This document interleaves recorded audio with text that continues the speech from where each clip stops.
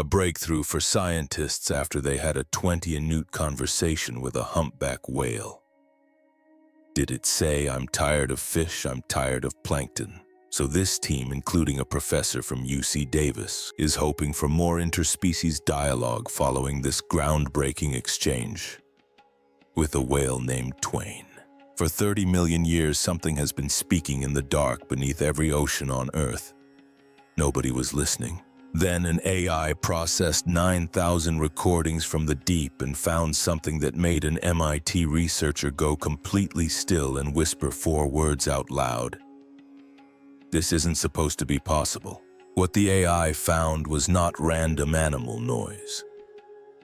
It was a full phonetic alphabet with vowels structurally identical to human speech, a complete language. Scientists have now decoded the first message. But here is the shocking part. These whales have been trying desperately to reach us, warning us, talking about us. And what they have been saying is something the researchers who finally heard it were completely unprepared for. The day a whale talked back. Off the coast of Alaska in 2023, a small research boat sat quietly on the water. The scientists on board were about to attempt something that had never been done before in the history of human science. They lowered an underwater speaker into the ocean and played a sound into the deep. The sound was a humpback whale contact call, which is the specific signal humpback whales used to announce their presence to each other.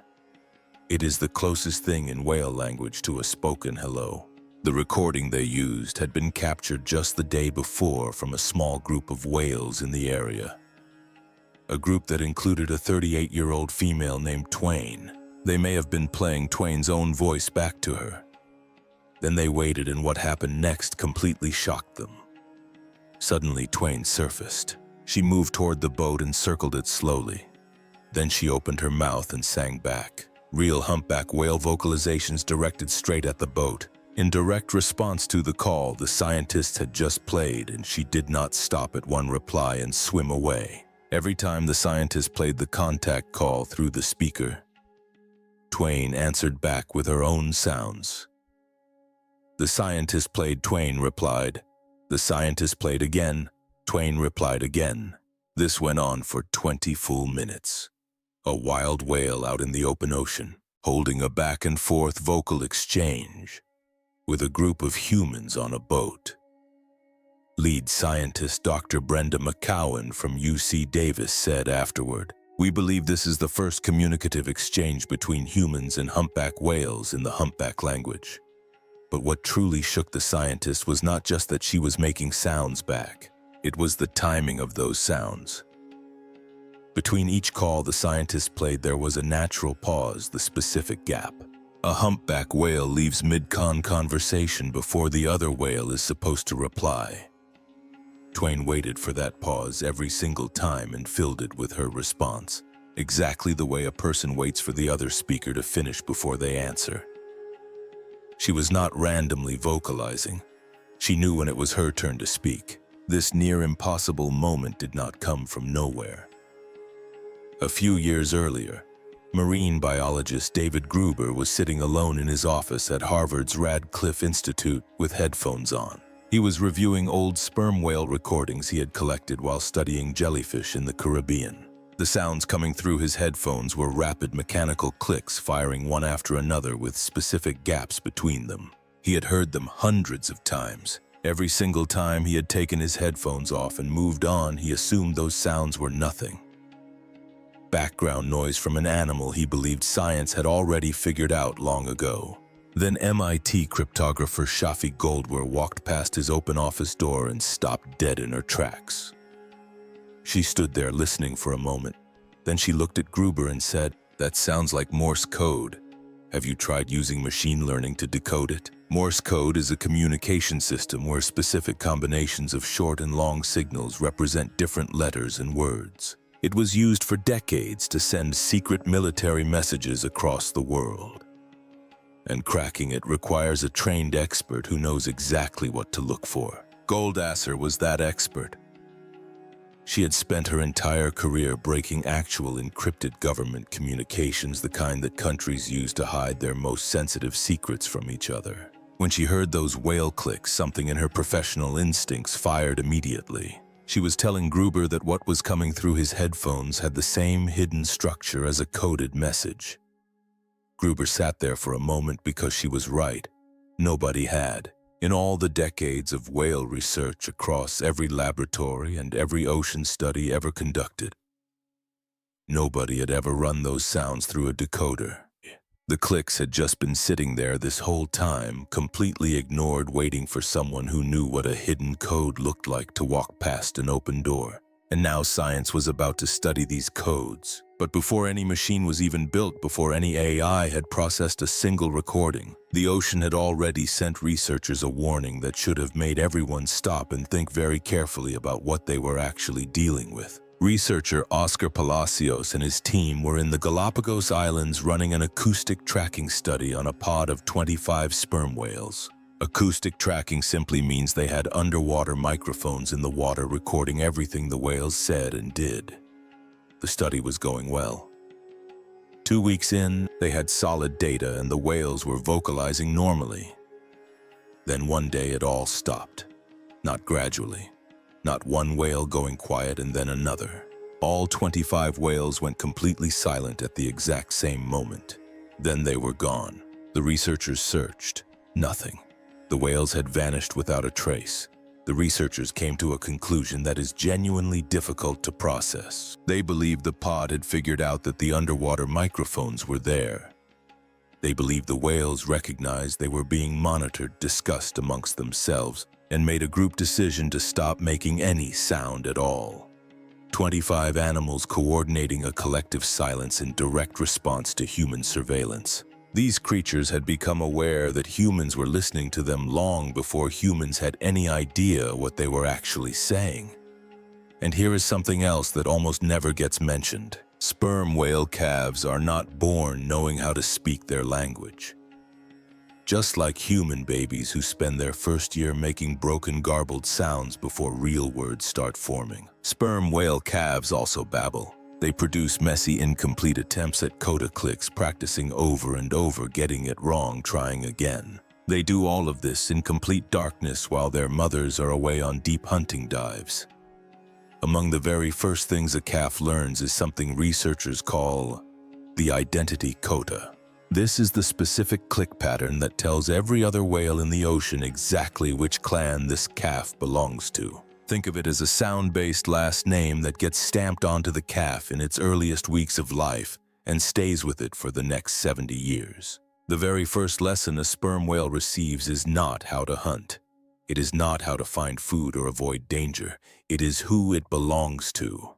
From the first sounds it ever makes,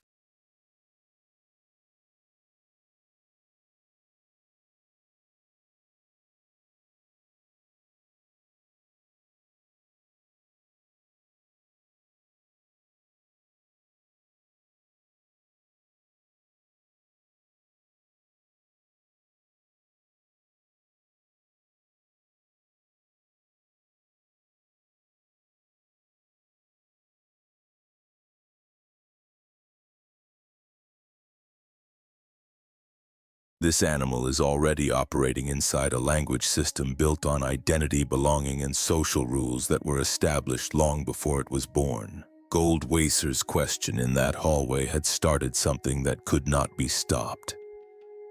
But answering it was going to require something science had never come close to attempting before. A machine powerful enough and a data set large enough to read an entire ocean. The machine that read the ocean. Goldwasser's question led to a third person, an AI researcher named Michael Bronstein. He explained that the same deep learning technology powering tools like ChatGPT, which is AI trained to understand and produce human language, could theoretically be applied to animal communication. There was one condition: you needed enough data. That single requirement became the driving force behind the most ambitious marine biology project ever attempted. In 2020, the effort was officially named Project CETI, which stands for Citation Translation Initiative. Citation is the scientific word for the family of animals that includes whales and dolphins. The project brought together researchers from MIT, Harvard, UC Berkeley, and 15 other institutions. The goal was straightforward and staggering at the same time. Use artificial intelligence to decode what sperm whales are saying to each other. The team chose the Caribbean island of Dominica as their base.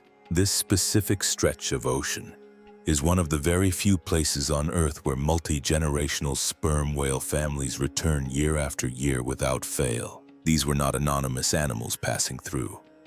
The families were known. The matriarchs had names. Their social hierarchies had been mapped across decades of careful observation from the surface. This was the closest thing to a whale neighborhood that science had ever found. What the team deployed there was unlike anything ever used in marine biology before. They installed hydrophone arrays, which are networks of underwater microphones permanently along whale migration routes. They developed biologer tags that attached directly to the skin of whales using suction cups. Each tag carried 3 synchronized microphones, capable of separating individual voices even in a group conversation. The tags also recorded GPS location, depth, water temperature, and accelerometers that tracked every shift in the whale's body orientation to a fraction of a degree. The system was not designed just to hear the whales. It was engineered to record who was speaking, who they were speaking to, what they were physically doing at that exact moment, and what the entire acoustic environment around them looked like simultaneously.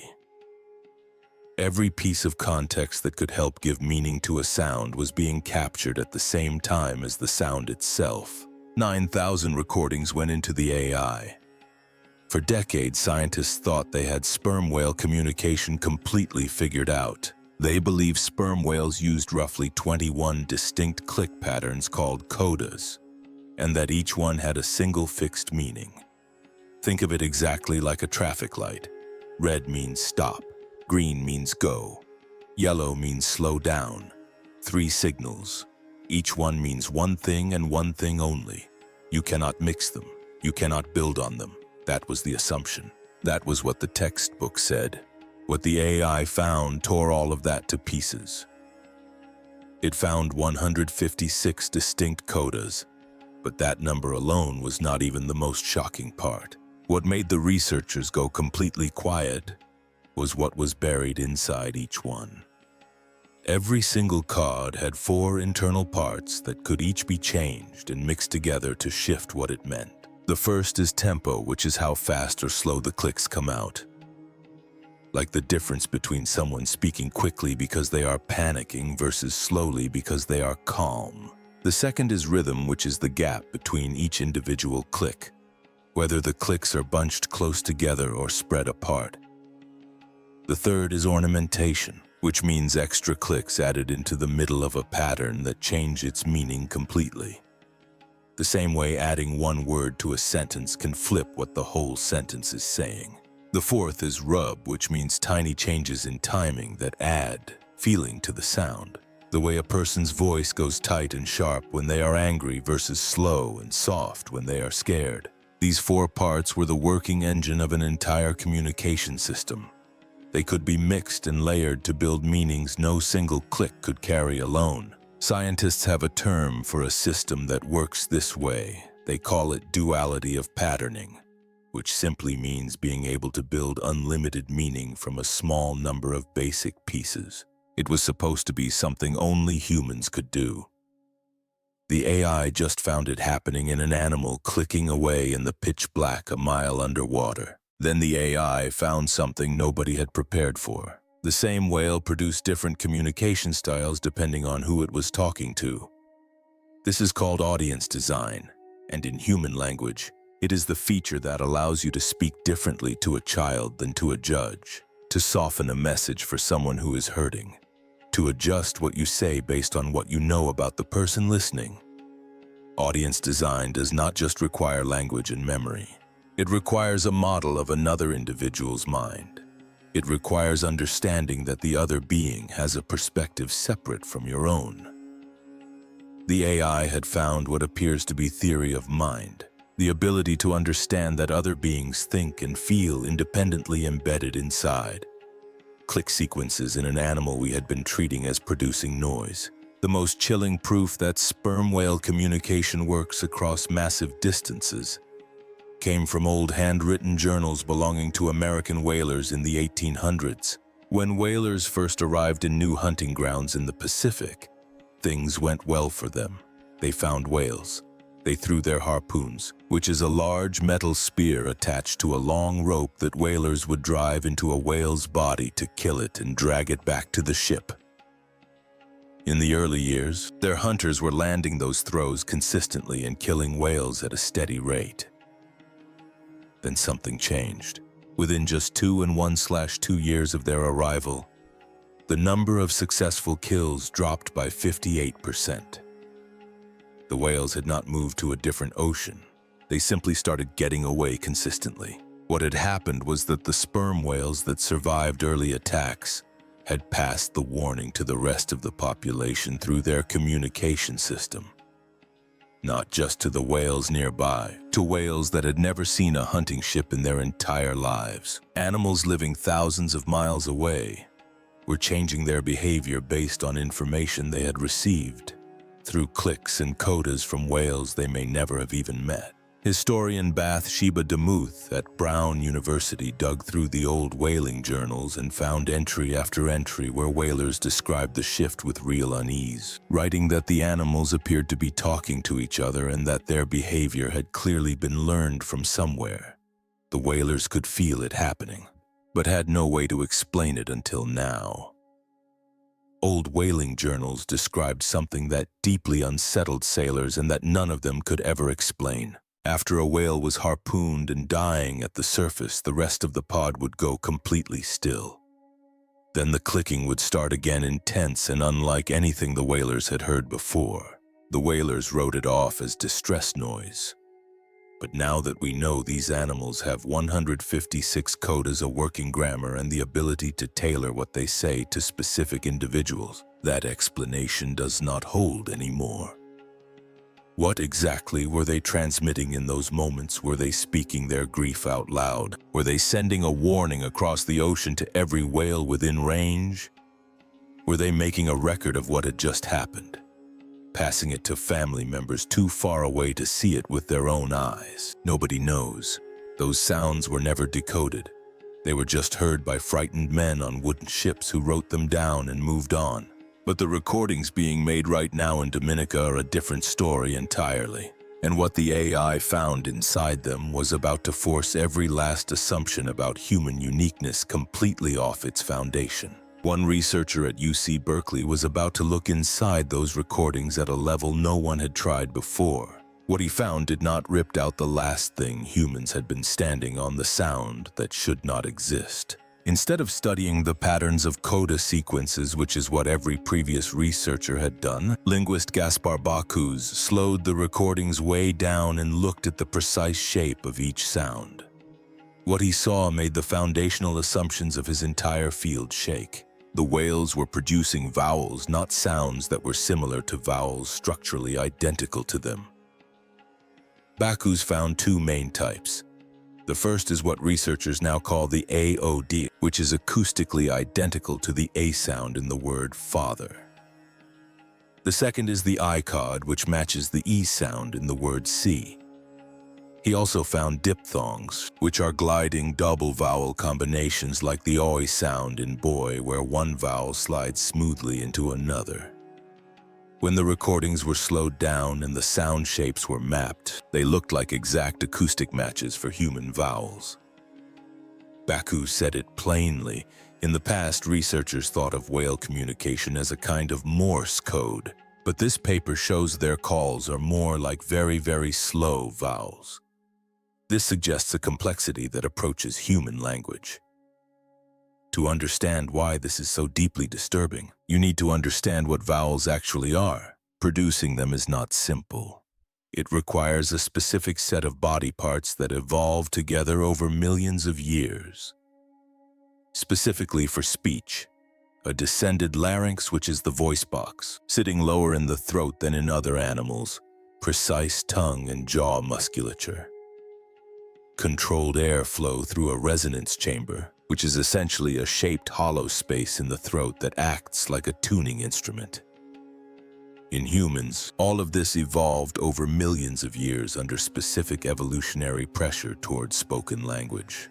That combination of anatomy was considered uniquely human, something our specific lineage developed in our specific environment over our specific timeline.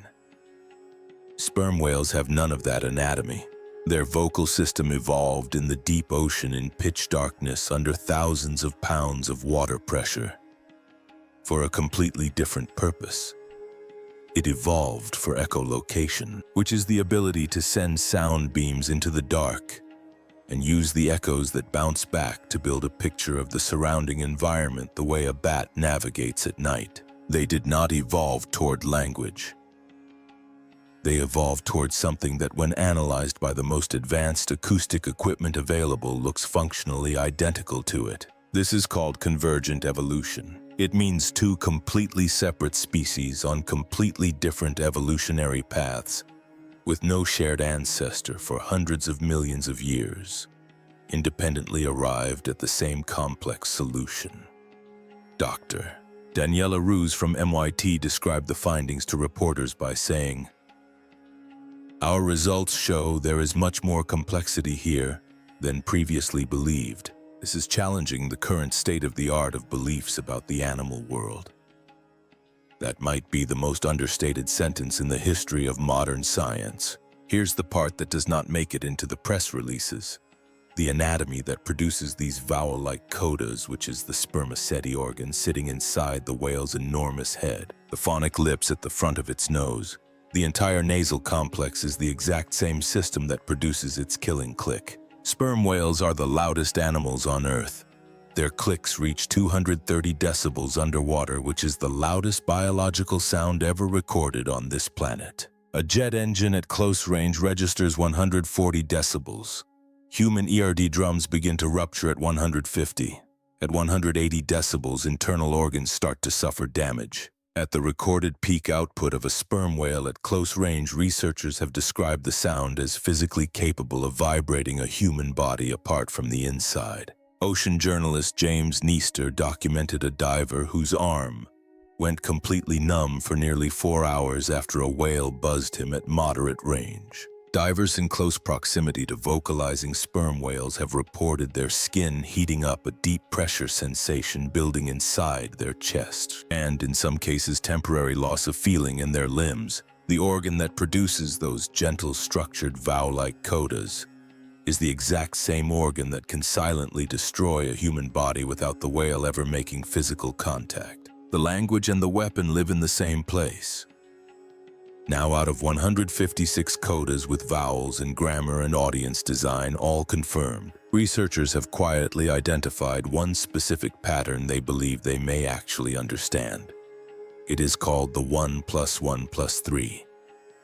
2 isolated clicks, a brief pause, and then 3 faster clicks. It is the most commonly documented coda across Caribbean sperm whale families. It appears in the widest range of social situations before deep dives, after surfacing, during group gatherings, and at births. Researchers are cautiously proposing that it may mean something close to "I am here." That is the first message, not a complex sentence, not a warning or a demand. Just presence, just one living thing telling another that it exists. That phrase has been transmitted between sperm whales millions of times across 30 million years, in a language humans could not read while we were hunting them. The first thing we may have understood a sperm whale to say is the same thing every conscious being eventually needs to say. It has been saying it every day to every family member in every ocean since long before our species could stand upright. If one species on land and another deep in the ocean both discovered the same kind of sounds without ever meeting, then something important is going on. It means humans didn't invent this. So, if we both arrived at the same kind of communication, what else did we arrive at too? Things we always thought were only human. Memory, emotion, identity, maybe even grief. Sperm whales have brains far larger than ours. They've lived socialized and communicated for millions of years. For a long time, we believed language made us special. Now, it looks like it never did, and that changes everything. The AI had found the grammar.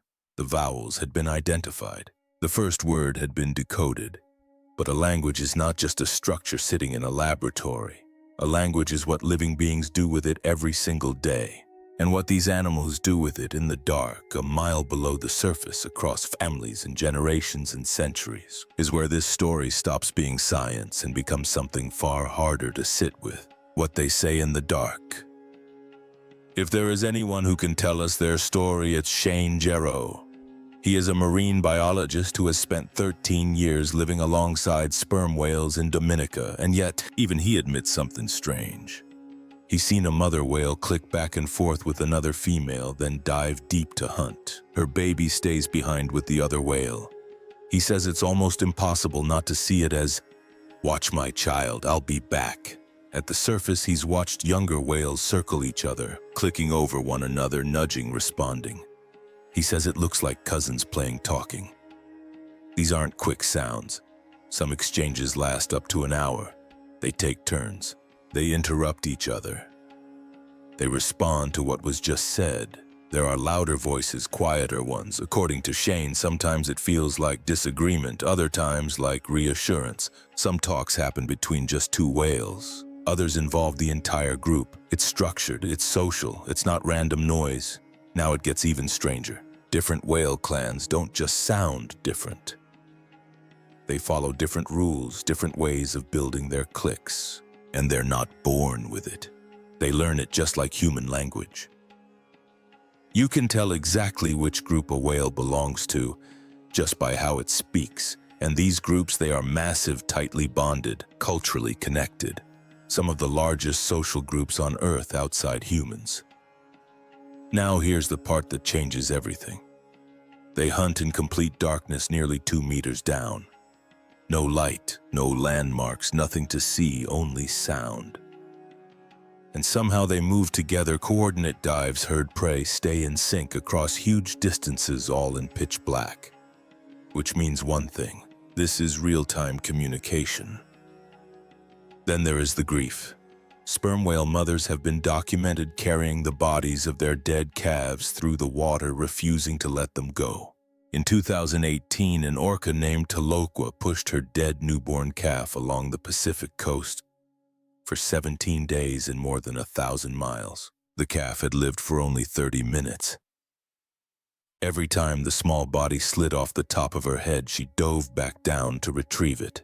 Researchers watching from shore were genuinely afraid she would starve to death before she let go. During those 17 days, a tight group of female pod members gathered around Taloqua and held close to her for over 2 hours, pressing in, staying still, surrounding her completely. Researcher Robin Baird said, "The animals go through a period where they're experiencing the same kinds of emotions you or I would when a loved one dies.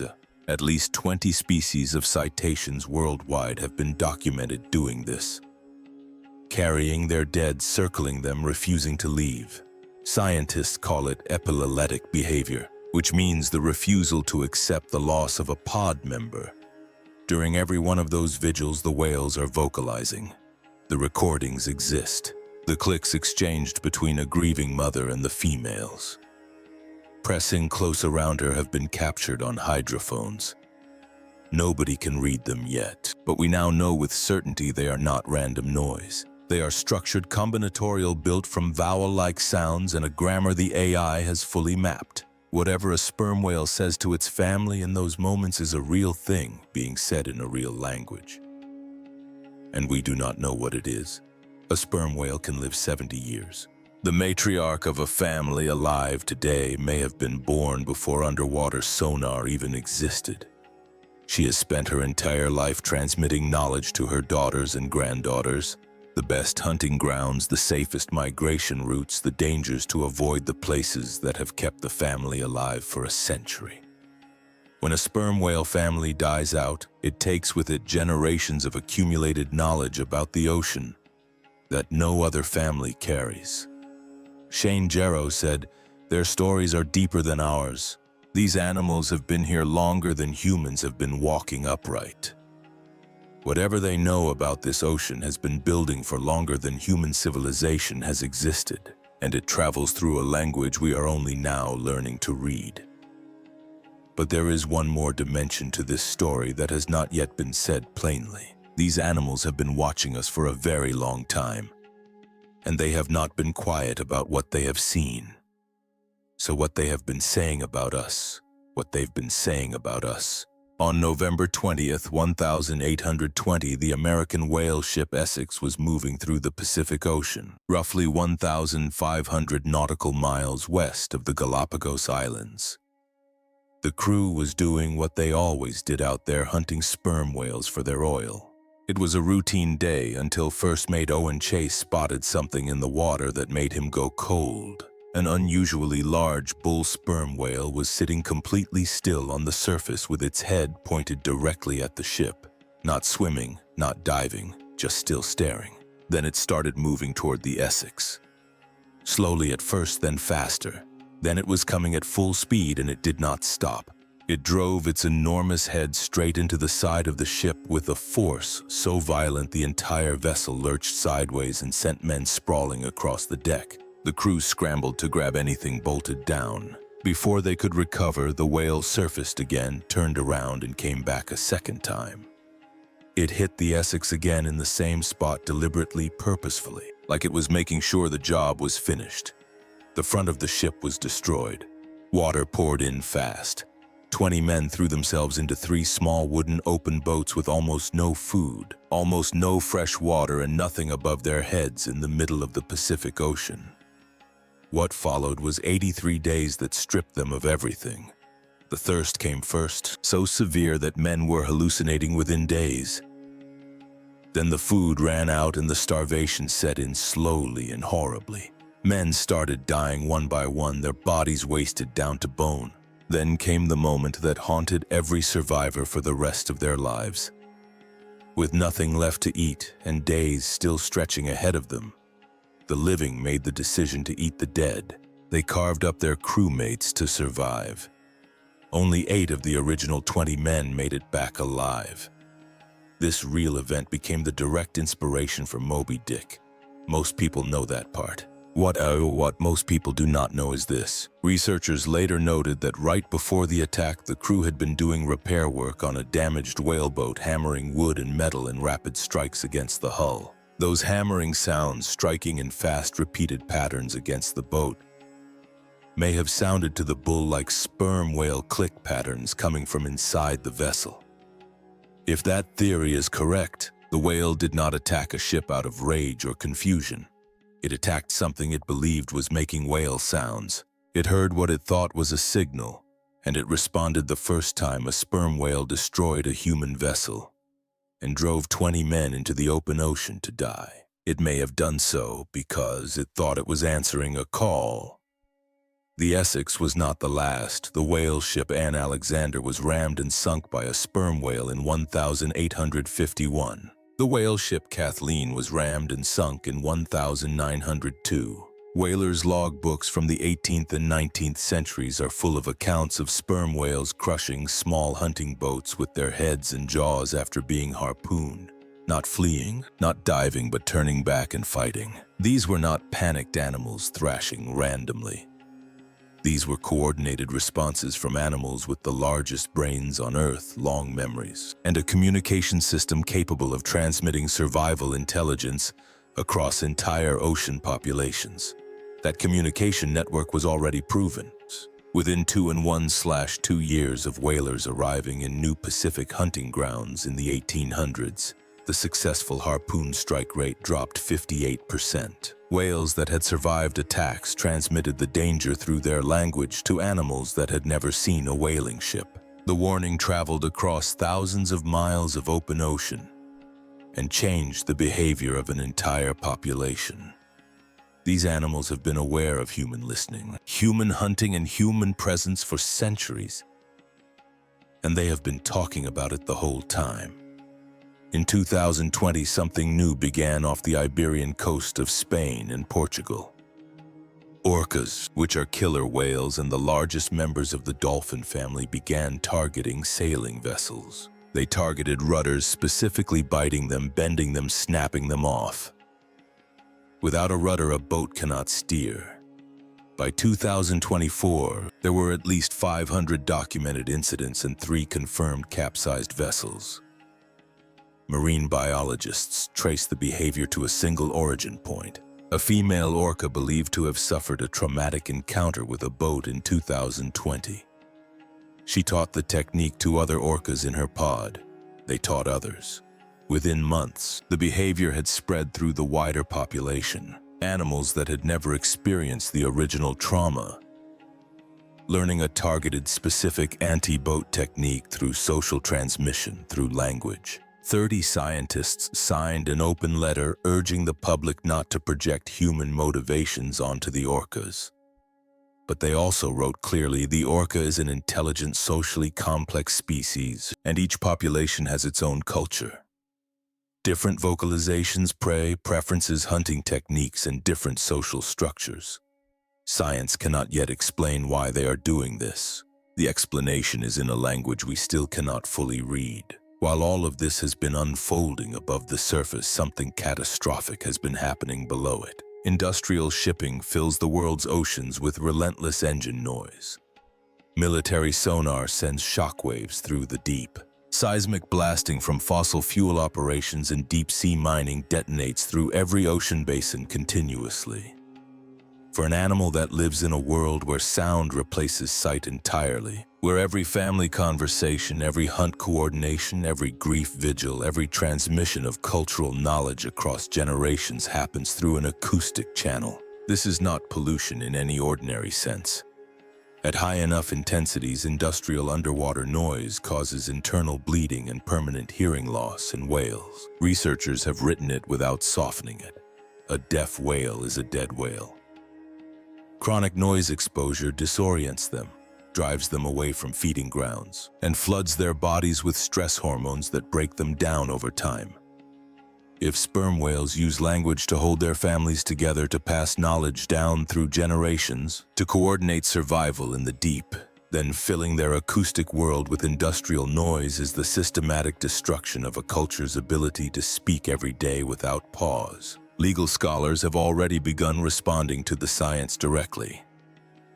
In 2024, indigenous peoples from New Zealand and the Cook Islands signed a landmark treaty formally recognizing whales as legal persons with specific rights. Project C has partnered with NYU School of Law to explore what AI-assisted whale translation means for animal rights law worldwide.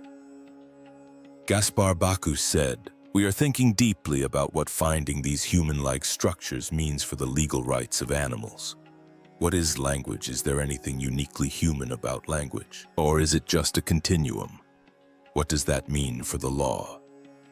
Commercial whaling killed hundreds of thousands of sperm whales across the 20th century. Ship strikes killed dozens every year. If sperm whales have language, if they transmit cultural knowledge across generations, if they pass down the memory of being hunted across entire ocean populations, then every ship that struck a whale and kept moving did not just kill an animal. It silenced a speaker mid-sentence. Think about what all of this adds up to. These animals have been watching us for centuries. They watched their families get harpooned and kept talking. They watched 2/3 of their entire species get wiped out and kept talking. They watched the ocean fill with noise that tore their world apart and kept talking.